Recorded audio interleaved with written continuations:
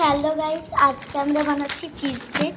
তো প্রথমে বিস্কুটগুলো গুঁড়ো গুঁড়ো মানে ঢেলে নেব, দিয়ে গুঁড়ো গুঁড়ো করে নেব। বিস্কুটগুলো কুচি কুচি করে ঢালবে। কি বিস্কুট? তো এখানে আমরা 2 প্যাকেট ইউজ করছি, এটা এবার করবো। মিল্কি মাবে ভালো ভালো। তো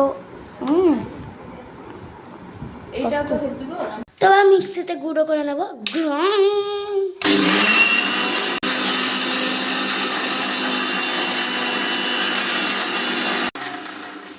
তো হয়ে গেছে মনে হয়। তো দেখো, তো চলো নিচে। এই দেখো বাটার দেবো। তো এই দেখো বাটার দিয়ে, তো এই দেখো এবার বাটারটা গলিয়ে নেব। তো এবার বাটিটা ঢেলে নেবো গুঁড়োটুকু। তো এই দেখো এটাতে আমরা বাটারটা মিক্স করে এখানে ঢেলে দেবো, দিয়ে সেট করে নেবো।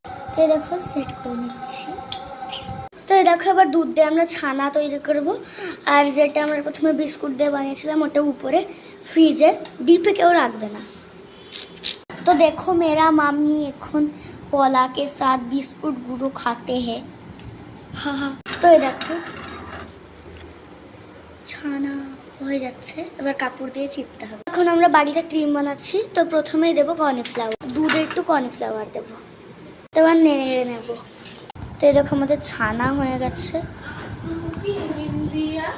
তো এবার ক্রিমটা দিয়ে দেবো, এটাই দিয়ে মিক্সে করে নেবো আবার উপরে। তো এবার দেবো চিনি অল্প। এবার দেবো অল্প খানিক লবণ।